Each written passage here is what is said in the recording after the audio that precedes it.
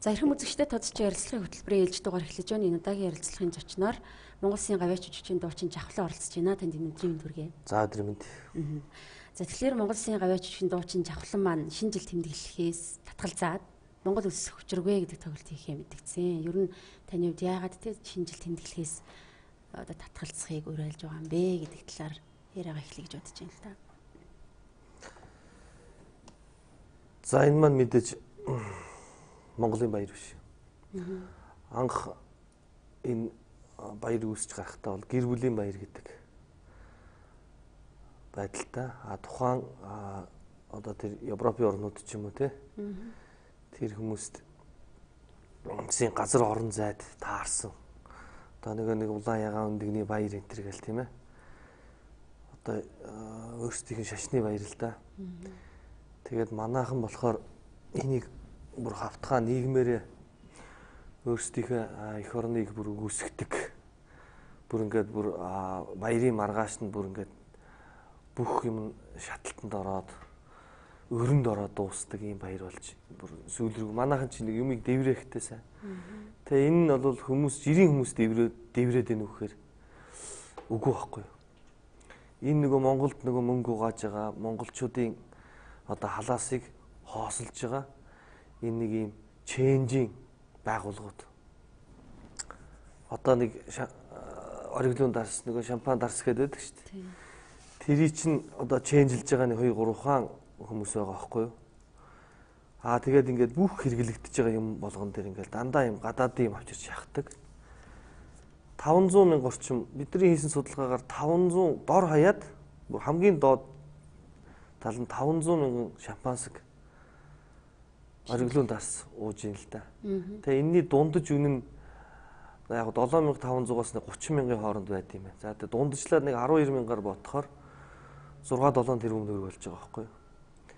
Тэгэхээр 6-7 тэрбум төгрөг хэдэн цэцэрлэг хэдэн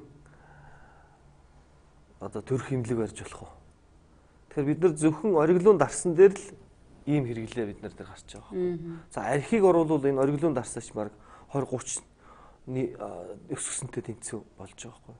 100-аад сая доллараар архиуд юм байна бид нар чинь. Тэгэхээр зэрэг өлсөж гэн, ядарч гэн, турж өгөх гэн тий төсвөө хэмний, санхүүгээр хэмний, бүсээ чангалыг гэж яриад байгаа мөртлөө яг энэ баяр дээр болохоор бид нар хөөрчглөх болохоор одоо энэ ядарсан олныг дэврээгээд ингэчдэг. Нөгөө талд нь болохоор хүмүүс өсөж байгааг л би бол хараад төвчээгүй. Надад нэг хундаг тулгаад хүмүүстэй найр хөгжөөгөөд баярлаад, дуулаад, хуурдаад явах бол ийм итгэл сэтгэл байхгүй ус учраас олон түмэн дотроо миний хувьд яваад энэ зүйлүүдийг харж ажиглаж байгаагийн хувьд бол би энэ баяраас татгалзъя л гэдэг уриалгыг гаргасан юм. Таны хувьд баяраас татгалзахдаа Увс аймгийн тэссэн манд тэ 302 гаруй өрх ядуу амьдарч байна, картын бараанд очролж байна гэдэг юм зүйл ярьсан шүү дээ. Ер нь Увс аймагт тэгтлээ картын бараанд очролдлог болтлоо тэнд амьдрал ядуу байгаад байгаа мó гэдгийг асуух хүмүүсээс олон байна л да. За яг уу энэ дээр бас нөгөө мушгин говьлэгч нар бол Жавхлан нутгархлаа. Зөвхөн увсынхан одоо инглээ энэ гэдэг. Энэ бол зүгээр мушгин говьлэгчдийн яриа. Зүгээр надад байгаа мэдээллээр бол надад ирж байгаа ингээд энэ мэдээллээр бол би жишээ авч татж байгаа байхгүй. 392 өрх аймгийн төв дээр 5,000 өрхөөс 392 өрх нь ийм толооноор хоол иддэг болсон байна гэж.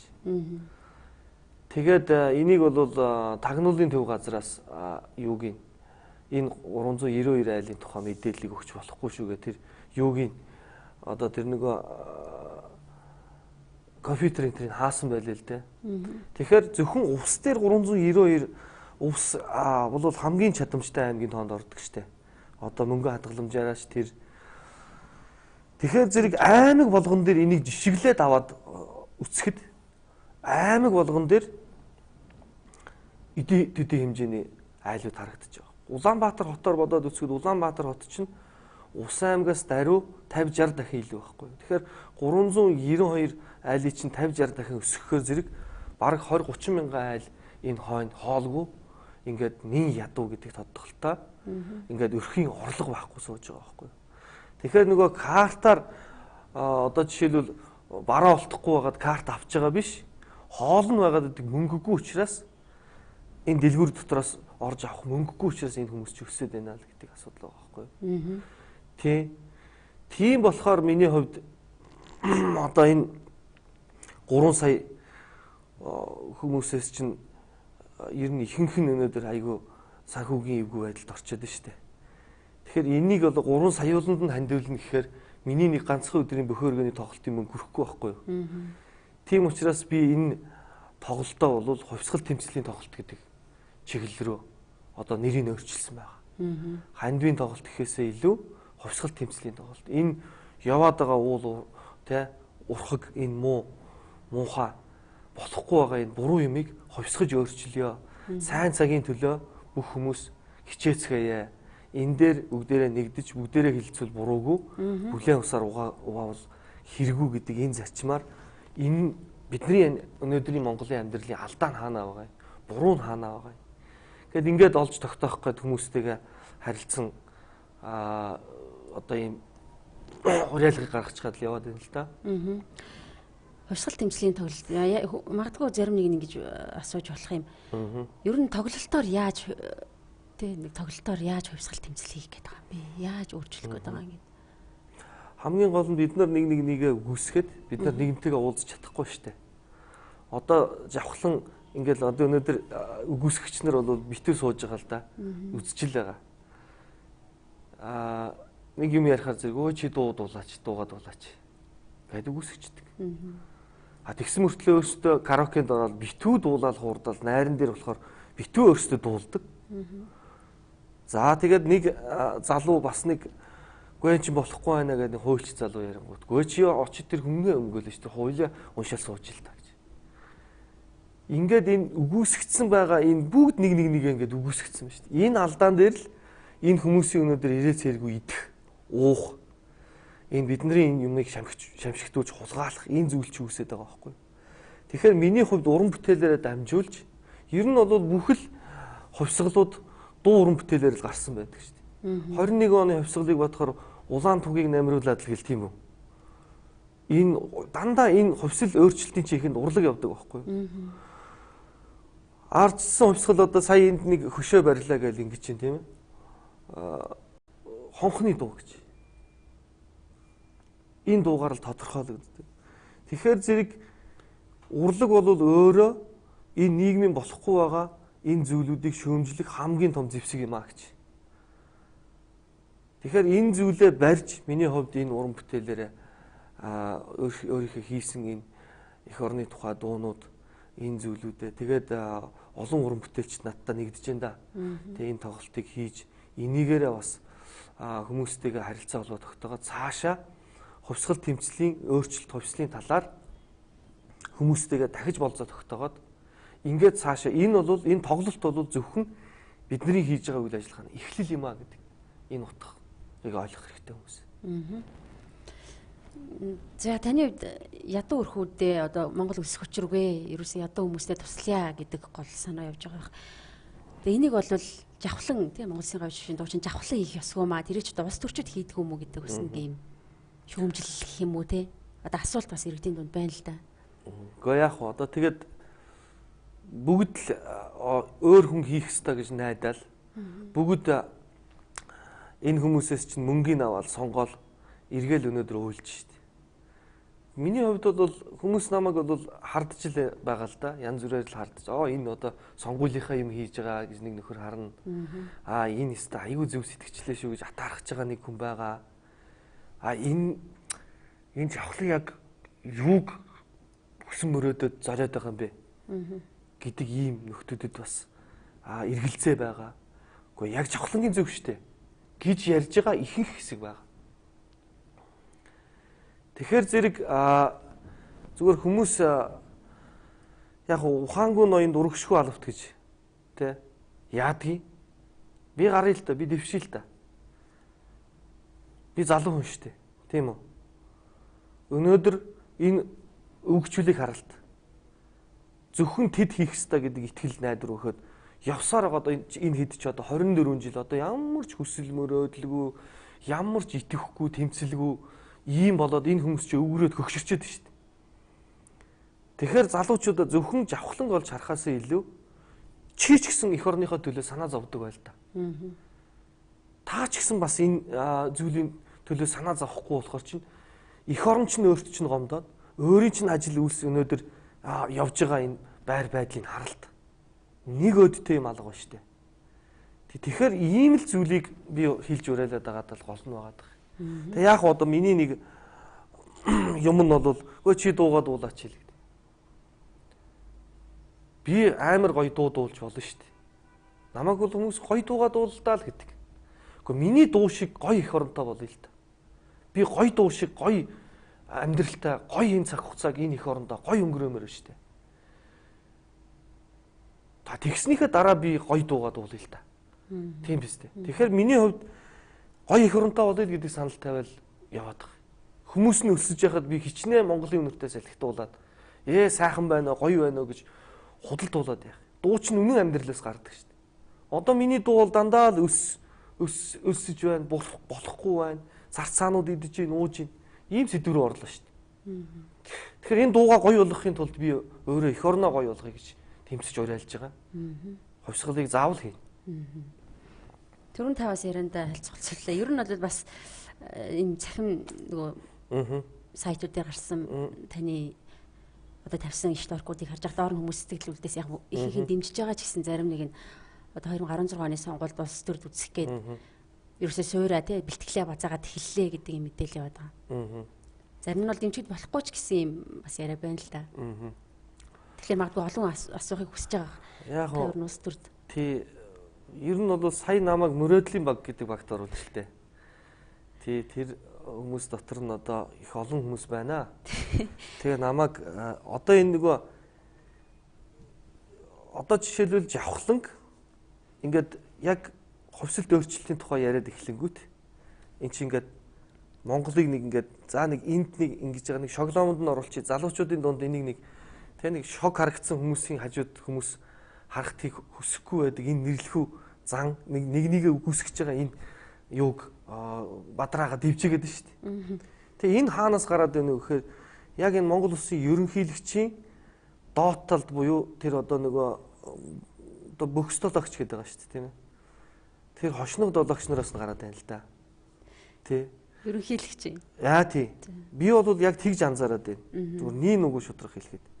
Тэгэхээр яадаг вөхөр залуучуудыг нэг өөдтэй юм ярьж байгаа хүний наваачаал тий. Одоо юу гэдгийг нэг ийм шоглоомын юм руу оруулаад хайчтаад ингээл их залжин. Ингээл за нэг иймэрхүү юм болж чинь. За ингээд байж гэдэг байдал руу хийгээд байгаа энэ сурчлаад байгаа. Одоо захим юун дээр ч одоо ингээл үгүйсгэж орж ирээд байгаа хүмүүс шүү дээ. Дандаа захиалгын хүмүүс байна энэ дээр. Манай залуучууд бол энийг хаяг маяг энэ янз бүрийн юмнуудыг бол тогтоож яана л да. За энэ нэг иймэрхүү хүн нэг хаягнаас маш олон газар руу ингэж явуулаад байна гэдэг. Тэгэхээр эн чинь ерөнхийдөө энэ дээр юу харагдаж байгаа юм бэ гэхээр за хамаагүй намайг ингээд мөрөөдлийн багт оруулж дээ. Би бол намайг шоглох гэж хагаад энэ хүмүүсийн шоглоом нь бүр харин надад ашигтайгаар хэрэглэе гэж би тооцож байгаа. Мөрөөдөлгүй Монгол хүн гэж байдаггүй шүү дээ. Бүхэл хүн тийм ээ мөрөөдөлтэй. Энэ хүмүүсийн мөрөөдөл зогсцсон учраас таг юу ч байхгүй царцсан учраас өвгөрөөд хөгшөрцсөн учраас тэмцэл нь байхгүй болоод гал нь унтарсан учраас энэ хүмүүс Монгол хүмүүсийг тийм үү энэ тоглоом шоглоомын байдлаар олж хараад ингээд нь шүү дээ. Тэгээ зүгээр за одоо нэг хүн байрны зээлтэй байна. Энэ мөрөөдөж чинь тийм үү 15 жилийн зээл хийчихэд за би 15 жилийн дараа байртай болно гэд мөрөөдөж чинь. За нэг хог түүж байгаа хүн хүүхдээ за би энэ хүүхдүүдийг нэг яаж игээд хоолтой залгуулж байгаа нэг 30 40 нас хүрэгч хийсэн нэг 90 цент нэг 20 нас хүрэгч хийсэн гэд одоо нэг 2 настай хүүхдийнхээ төлөө мөрөөдөж штэ. Тэгэхээр эн чинь бас мөрөөдөл штэ. Энэ зуд бити болоосоо гэд мөрөөдөж байгаа малчин хүн байна штэ. Гэхдээ нэг хідэн малаа нэг аваад үлдчихвэл бас нэг энэ засан шуурганд уруудуулчихгүй нэг ингээд аваад үлдчихвэл нэг энэ жил сайхан болоосоо гэж мөрөөдөж штэ. Тэгэхээр өнөөдрийн засаг төр барьж байгаа хүмүүсийн мөрөөдөл бол дууссан байна. 2 жилээр зөвхөн 2 жилээр мөрөөддөг засгийн газар. Одоо ингээд Монгол Улсын ерөнхийлөгч чинь 2 удаагийн энэ сонгуульд орцсон. Одоо дахиад цаашаа энэ хүн чинь тэр сонгуульд орохдоо онч үг гээд нэг ном гаргасан шүү дээ. Тэрэн дээрээ битүү өөрийнхөө тэмцэл юуны тухай өсөж исэн, ядарч исэн тухайгаа яаж мөрөөдөлтэй байсан тухайгаа бичсэн байлаа шүү дээ. Тэгэхээр 90 онд энэ хүмүүс мөрөөдлийн багт байсан юм байна. А одоо болвол мартчих. Одоо болвол энэ нэг тэмцэгч нар хаач ба. Бүгд өөрийнхөө нөгөө мөрөөдөжсэн сандал дээр очиж суучгаад одоо ямар ч хүсэл мөрөөдөлгүй юу ч хүү.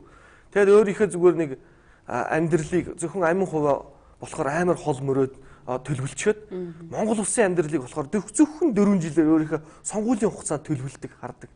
Ийм болчиход байна л да. Тэгэхээр жавхлан хүмүүсийн яаж үгүйсгэж байгаа, яаж миний эсрэг явж байгаагаас үл хамааран нөгөө нэг тэмээн жингийн цуваа явж ил байдаг, жингэр нохоо хоцчил байдаг гэж те. Энийн шиг энэ жишгээр өнөөдөр 2 сая 900 мянган хүн болвол мөрөөдөж байна. Зөв зүйлийг мөрөөдөж байна. Зоригтой байхыг хүсэж байна. А гэтэл энэ нэг хүмүүсийг нэг дагсан засал номыг хийлгэж явдаг нэг авгаа хүүхдүүд нь те. Ингээд нийлээд нэг 100 мянган хүн байна л да. Одоо нэг зарцаануудын тийм ээ. Энэ 100 мянган хүн мөрөөдөлгүй энэ хүмүүсийг би юу гэж нэрлэж байгаа гэхээр намайг мөрөөдлийн баг мөрөөдөлтэй те зоригтой явсан энэ зүйлийг бас та бүхэн тодорхойлж чадж байгаа юм чинь. Энэ хүмүүсийг би эргүүлээд тодорхойлмоор. Шунлын баг гэж би нэр өгч байгаа. Тэгэхээр 2 сая 900 мянган мөрөөдөгч нар өнөөдөр 100 мянган шунлын багтаа хийх тэмцэл эхэллээ.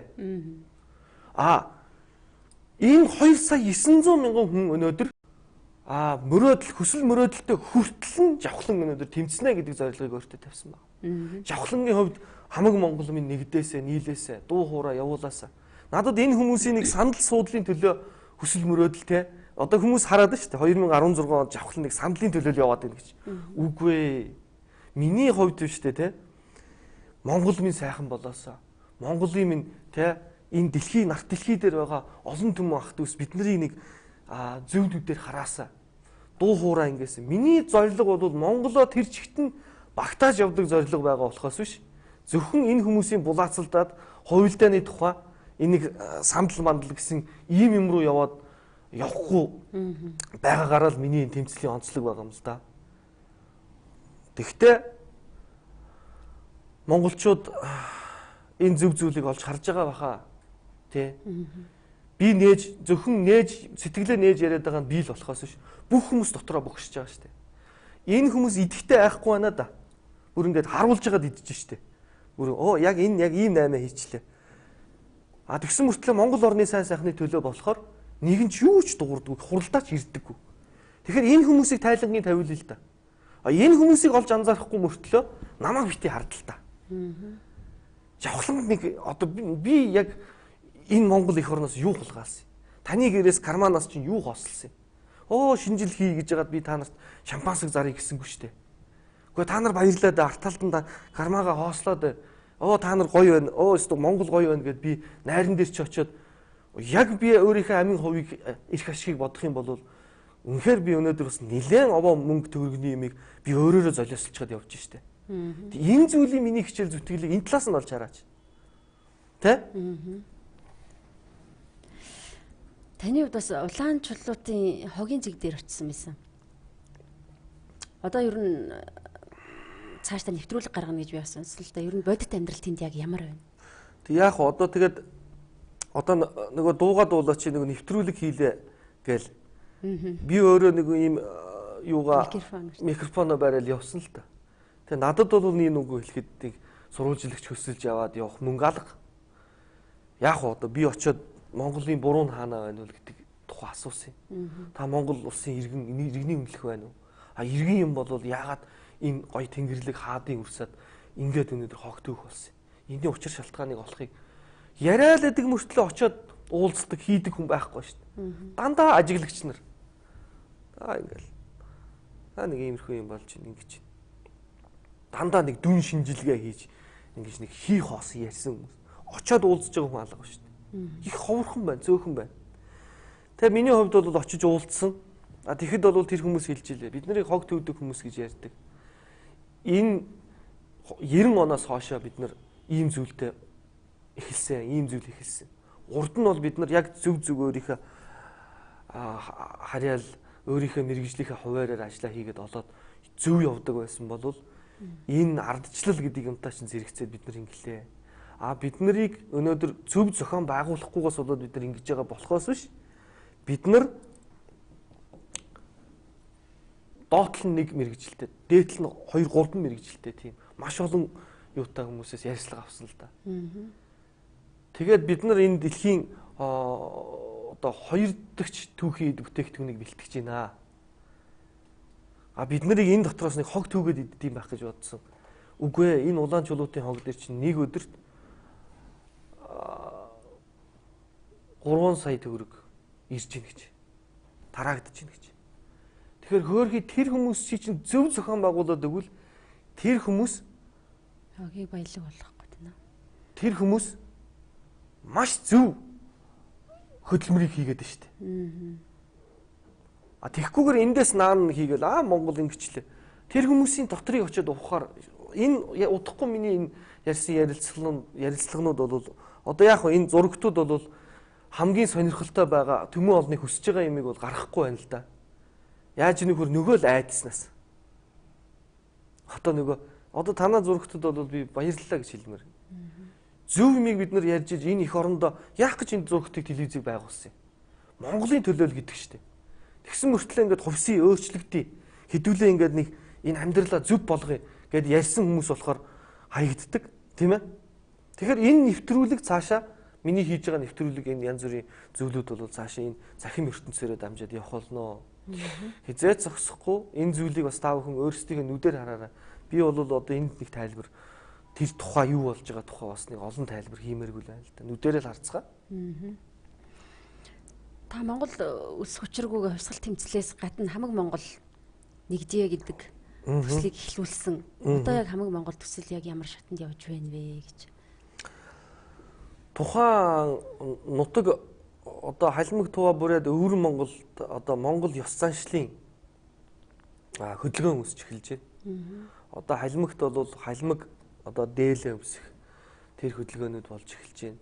Бурядад бол буряд хилээс сэргээгээд хүмүүс хүүхдүүдтэй гэртээ буряд хилүүдээ сэргээж эхэлж байна. Буряд одоо дэгэл гэж ярьдیں۔ Да буряд аялгаар бол дэглээ өөрийнхөө яс цусныхаа тэр дэглүүдийг сэргээж оёж охид хүүхнүүд нь оёж эхэлж байна. Хамаг Монгол төслийн үр дүн бол дэлхий дээр байгаа бүх монголчуудад ёс заншлаа тараах түгээх мартуулахгүй байх, хил соёлоо авч үлдэх гэсэн зорилгоо бол бүрэн хангаал явж байгаа. Монгол улс хүчргүү тоглолтын онцлог нь яг юу байх вэ? Магадгүй олон асуухыг хүсэж байгаа байх. Энэ олон хүн үзье гэвэл шүү. Олон өдрөөр хүрэлцэх боломж байгаа юу? Одоо хүмүүс бол дэмжигч нарын тоо бол маш их олон байна. Олон дээд сургуулиудаас юу яасан жишээлх юм бол орхон дээд сургууль шинэ жилээ хийхэ боллоо гэдэг. Ингээд орхон дээд сургуулийн нийт одоо 200-аад 2000-аад одоо нийт багш оюутан ажилчид. Одоо дэмжсэн байж байгаа жишээний. За ингээд одоо байгуулгаар одоо Дашванжил гэж компани бол бас энэ зүйлд бас хандив өргөё гэдэг. Ингээд зөв юмыг хийхээр хүмүүс айгүй ингэж энэ зөв зүйлийг ингэж уриалж байгаа мэдэрч байгаа хүмүүс олон байна оо. Тий. Маск продакшны хамт олон жавхлаан энэ чиний хийж байгаа чинь зөв байна гэж дэмжиж ороод ирсэн байж байна. Олон залууд одоо миний дүүнерд олон дуучид юу одоо жавхлаа хаа таны хөгшөргөлжны дом юм уу эсвэл Монголын үнэртэй салхи юм уу энэ дууг бид нар бас дуулж таны нодон жилийн төрсөн өдрөөр бид нар бэлэг барих гэж ийсэн. Тэгээ одоо энэ жил та ийм зөв зүйлийг санаачилж байгаа юм чинь дүүнер чинь бас яах уу ийх үү гэд ингээд надад бол маш олон одоо өргөн төмний маань дэмжлэг тусалцаа бол орж ирж байна. Тэгэд энэ хүчийг их л зөв зүйлрүүл зарцуулж их зөвл удирдан чиглүүлэх ийм л үүрэг хариуцлага надад оногдоод байна да. Дахиад өөр ганц л өдөр тоглох уу? Ер нь маргааш буюу 11-ний өдөр нэг л өдөр тоглох болж байна. За одоо тэгэл би бас бодож штэ. Олон өдөр тоглонгууд. За одоо нөгөөх чинь энийгээр далимдуулаад нэг баахан одоо кармага төнтөйлөглөө гэж. Тэгэхээр энэ юмны дуурах гэдэг санаа нь чухал болохоос биш. Жавхлангийн те олон тоглох эсвэл жавхлангийн өнөөдрийн энэ зүйлүүд бол ямар ч хамааралгүй шүү гэдгийг бас хүмүүст хэлмээр байгаа. Энэ дуурайд байгаа санаа одоо жишээлбэл нодон жил би цагаан сараар монголчуудаа монгол юмаа хэрэглэе гэдэг уриалга бас гаргаж лээсэн шүү дээ. Энийний чинь цаана Монголд одоо үр ашиг нь Монголд л энэ хэрэгцээ Монгол гэсэн энэ тодголтой юм л бас одоо монголчууд биднэрт ашигтай байгаа учраас өнөөдөр миний хэлж яриад байгаа энэ зүйлүүдийн ядаж энэ 500 мянган шампансаг ууж ин те энээс чинь би ядаж нэг 50 мянгын болиулчвал хэдэн төгрөг вэ? За дундчлаад 10 мянгаар бодъё л 50 мянгаыг 10-аар өрчгөр чинь нэг хэд 50 сая төгрөг үү? 500 сая төгрөг үү? Тэ? Ингээ бодоод бас одоо би чинь тооцоо их муу. Ингээ бодоод үзэхээр нэг 50 мянган шампансаг болиулчихтал нэг сарын нэгэнд те нэг хүний карманд нь тэр нэг хитэн цаас үлдэг л те. Ийм л зорилгын тухай яваад байгаа л да. Та бас нэг сүрхий үг хэлсэн. Ер нь юу лээ хит баяжигсдын гүзэн хагараад ядуус гэсэн цадгаа гэд. Тий. Яг одоо бол одоо нэг дүгнээд зүгээр цөөхөн үйлбэрээр хэлэхэд өнөөдөр төрийн томчуудын гитсэн хагартсан. Дахиад одоо бүр идээд цаддаг. Гой хоолыг хүн чинь яа дахиад би идэхээс уулан тааж сэтгэл цадаагүй одоо ходоод цадчлаа гэдэг яриа сууж идэг шүү дээ. Энэ шиг энэ хүмүүс идэж ханддаг. Бүр ингээд ерөөсөө ингээд одоо идэлээдэг. Тэгэхээр эн чинь нөгөө нэг тархин тураад тархины тураалтай болсон хүн чинь идэ цадхаа мэдхэ болчт юм байна л да. А гэтэл тархин зүгээр зөв дүн шинжилгээ хийгээд зөв зохион байгуулалтыг хүсэж байгаа төмөн олон нь болохоор гидсэн хоголцоод эхэлсэн. Тэгэхээр энд өнөөдөр Монголд ямар зүйл одоо тэр 392 айл тасалбараар хоолж ийн гэж аймаг болгон тийм байгаа. Тэгэхээр энэ тасалбараар хоолж байгаа гэдэг нь маань юуг харуулж ийн вэ гэхээр өнөөдөр Монголд хувьсан өөрчлөлт шинжилэлт ирэх цаг нь ирчихжээ болчихжээ. Энэ хүмүүс чинь өөрсдөө төрийн ордны гадаа очиж өөрсдөө өсөж жагаад энэ төрийн эрхийг авч өнөөдрийн санд суудалд ирээ үсттэй. Тэгэхээр одоо төрийн ордны гадаа очихоос өмнө хүмүүс гэр гэртээ өсөж штэ. Тэгээ энийг нөх одоо их гой болгож ярина штэ. Нэг гой мөнгө аяхтаа сүв барьж гарч ирээл те. Хаанхын ч баярын баяр дээр нь гарч ирээл нэг юм дойл зогсон нөхөр одоо ингээд те энэ жил чиг сайхан болсныг л гайхаад л одоо бөөн гадаадын улс орн ерөнхийлөгч нар манад ирсэн энтергээл нэг гой ганган үгээр бас хэлхэл байх л да. Тэгтэл тэр барьж байгаа мөнгө аяхтаа сүүгийн хараад хүмүүс харцаатай шүсээ залгиж штт. Одоо нөгөө яриад байгаа Дэнжи мянган доллар гэж хүн чинь 24 жил харцаа ууж штт одоо.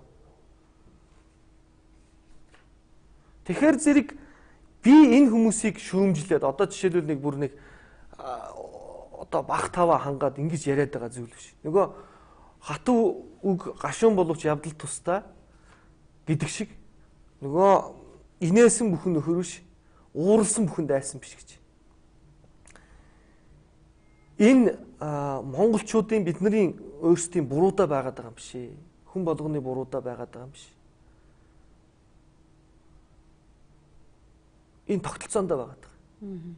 Одоо ингээд хараад үзэхээр бид нар нэг юм намын зохион байгуулалт гэдэг нэг юм хүнээсээ дээр гаргаад тавьчихсан. Тэрэндээ ингээд хідэн тэрбум орн хандивалдаг. Тэгсэн мөртлөө төмөн олондоо нэг баяраасаа хугаслаад нэг 5 өдрийн хоолч гисэн өгч чадахгүй болцсон. Энийний чинь бид нар ямар тогтолцоо байгаад энэ буруу тогтолцоо байгаад байгаа учраас бидний өнөөдрийн нэгнтэйгээ ингээд нэг гацаад ингээд нэгнийгээ дандаа үгүйсгээд хардаад ингэж бодоод байгаа чинь тогтолцоонд байгаад байна. Тэгэхээр энэ тогтолцоогоо болиё гэсэн одоо өнөөдрийн гишүүд тийм ээ. Өнөөдрийн энэ төрийн одоо ерөнхий сайд ерөнхийлөгчээс авахуулаад та бүхэн энийг зөв гэж тооцож байгаа бол тэр нэг 90 онд гарч ирж исэн тэр сэрэг үе бодолтой. Тийм үү? Бүх юмыг зөвөр бодож арт түмнийхээ төлөө энэ тэрэгэд явж исэн энэ улаан чулуутын хогийн зэг дээр та нараа өөрсдөө очиод үзэлтэй тийм үү? Тэгэхээр энэ тогтолцоогоо бүгдээрээ нийлж байгаа л болиулъя л энэнийг амьдралынхаа буруу хөвшлийг л болиулъя л гэдэг л ийм л зүйлийг дуурайд байгаадаа л болон байгаад байгаа шүү. Гэдэг энэ зүйлийг одоо жишээлбэл чиний яриаг би дандаа энэ зүйл рүү чиглүүлээд байна да. Тэгэхээр бид бүхэн үндсэн хуулиндаа өөрчлөлт оруулах хэрэгтэй. 90 цаатлын цаашаа ингээд яриад байгаа. Өнөөдөр гишүүн гэж ярьж байна, тий? Хугарсан мөчрийг л гишүүн гэдэг шүү дээ. Миний хүүхдүүд гишүүн түүгээд иргээл намайг баг байхад эмээ тэгдэг байсан. Нэг хитэн хуураа гишүүн түүгээд ир гэж. Тэгэхээр өнөөдөр гишүүн гэж одоо амны бэлгээс ашигтын бэлэг гэдэг зүйл чинь алдагдчихлаа шүү дээ. Одоо гишүүн гэхэр ч одоо хуураа мөчрийг хилдэг болохоос биш Монгол улсын төрийн түвшээ хилдэггүй байна шүү дээ. Нам гэж байна одоо намхан байх. Сонгуул гэл ингээл ярьж байна. Сонгоод уйлдаг. Бүгд мөнгийг аваад нэг 5 өдрийн хоолоор бүтэн 4 жилийнхээ амьдралыг золчдөг. Нэг айгуу тийм ченж маягийн нөхөр ирэнгүүтээ битүү ченжилж байгаад гараа явчихдаг. Сэтгэл ярьдаггүй тэр нөхөр. Тэгэнгүүт сонгоод дараа нь бид нар уйлж шít. Тэгэхээр ийм үг хэлцүүг бид нар хэрэглээд шít. Сандал суудал гээл ингээл бүүн булаацалдаал ингэж байна. Уул нь бол энэ их засаг хууль тэр Монголын хүчрхэг байсан үеийн түүх 13 дугаар зуунд дэлхийд мандан бадарч явахдаа бидний үг дээдс одоо гишүүн гэдэггүй төрийн түвшээ гэдэг байсан юм байна шүү дээ. Суудал сандал гэдэггүй сэнтэ гэдэг байсан юм байна шүү дээ. Тэгэхээр яагаад энэ өнөөдрийн хэрэгжилж байгаа амны бэлгээ хүртэл бид нар тэ энэ муу амны ёроо хүртэл бид нар яагаад арилгаж болохгүй байгаа юм. Тэр хүчрхэг байсан үеийн одоо үүсгдэг нэг улирсан баларсан үеийн юм ярьж байна жавхлан гэдэг. Одоо нэг өвгийн үндэс тайлбарлаад ирж байна. Машгаад эхэлсэн шүү дээ. Тэгсэн мөртлөө англи манглаар мэдлж байгаа хүнийг яасан боловсралтай хүн бэ гэж. Энэ эх орныхаа газар шороон дээр эх орноо өгөөсгч яваа хүнийг болохоор айхтар боловсралтай хүмүүс энэ төр гээд айгуу гоё юм брэндийн хувцас өмссөн байна энэ төр гээд уучлаараа ийм хүн өнөөдөр хоцрогдож байна. Харин эх орноо энэ ёс үндэсээ заншлаа гэдэг энэ өргөн түмний чинь хураалал уухайлал чинь энэ лүү яваад шүү дээ. Тэгэхээр 13 дугаар зууны тэр хүчрхэг байсан дэлхийд мандан бадарч явсан тэр үг хэлцүү. Тэр элч энергийг л энд татаж авчирч бүгдээрээ өөрсдийнхөө амьдрал дээр хэрэгжүүлээ л гэдэг саналыг эцсийн эцэд энэ дүн шинжилгээ бол энэ дээр л гарч байгаа. Ерөөс. Тэгэл айгүй амны бэлэггүй. Ерөнхийлөгч нь хүртэл тий дээлээ тайлаа шидий. Давхар дээл тайл юм айлч гэж. Яагаад госчомо тайлъя гэд хэлчих болдгүй юм тий. Дээлтэй ч юм шиг. Тэгэл нэг дуу уран бүтээл дээр хүртэл дээл хувцас тайлж шидий. Монголчуудыг шалдан байлгаж гэх юм уу те. Ийм уран бүтээлийг хүртэл тусгаад явж шít. Тэгтэл жавхлангийн уран бүтээлд энэ нэг дээлээ өмсөе. Нэг хэсэг нь энд нэг ёс заншлаа алдахгүй тулд энэ нэг гэрээ давхарлаж зузаая.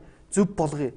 Дуу хууран дотроо хүртэл ийм бэлэг дэвсэд явж байхад нөгөө хэсэг нь бүр Монгол улсын ааваасаа хүртэл эхлүүлээд л шалдах нүцгэлхийн тухай яриад явж идэг. Миний хувьд тэр сандал суудлын тухай яриад ах шиг байна л да. Одоо нэг ийм гишүүн хүн дахиж нэг өөр засгийн газарт одоо ажиллаж болохгүй гэдэг утгыг л ийм хилцүүгээр тэр хуулийн нэр томьёо болгож оруулж ирж байгаа байхгүй. Тэгэхээр Монгол улсын аав хүн ийм алдаа дутагдлыг гаргаж болохгүй байхгүй. Тэгэхээр энэ зүйл чинь ингээд нөгөө хүн хэлэхээс нааш цаас ичгээс нааш гэж ингээд засраад явна да. Таны хувьд за энэ жил шинэ жил мэдээж тэмдэглэхгүй байх. Өмнө нь энэ шинэ жил гэдэг баярыг ер нь тэмдэглэдэг байсан. Миний урд урдны ярилцлагануудыг хараарай. Дандаа энэ шинэ жил гэдэг энэ зүйл би маш их яозгүй ханддаг байсан.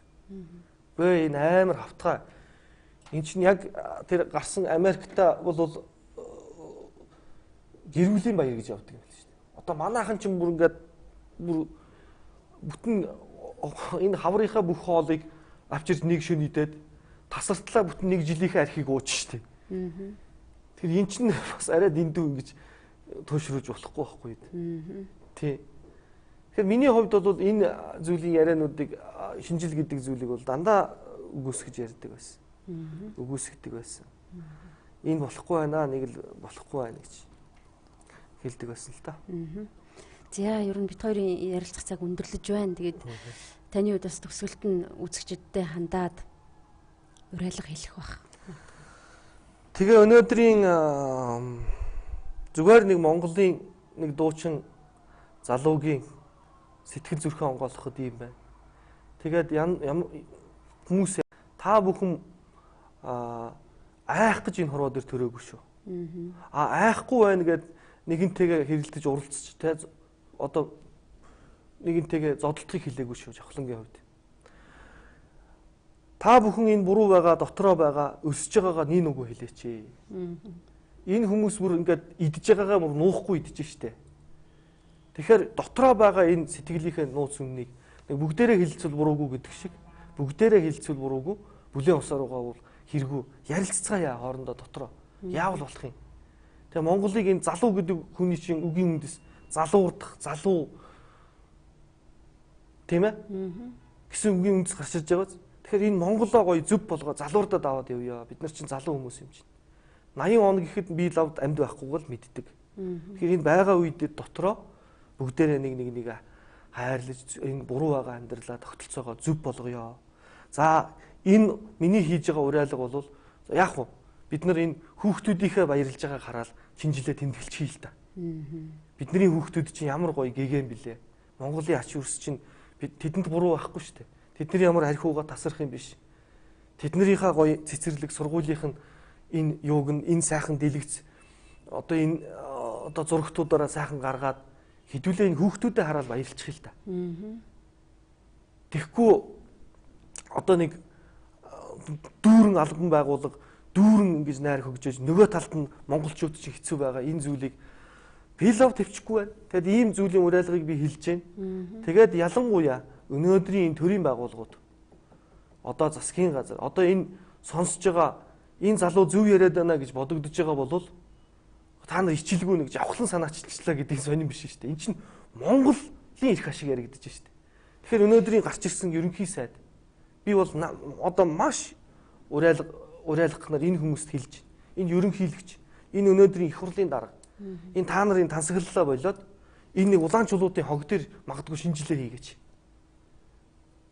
Тэн дээр очиод бүгдээрээ нэг гоё гэр гэртээ бууз чимгэж аваачаад энэ амьдралын бурууны юундаа байгааг бүгдээрээ ярилцъя л та. Нэг өдөр их хурл тэнд хуралдаач дээ. Тийм үү? Энэ байшингаасаа гараач. Ийм л уриалгыг би хэлмээр байна.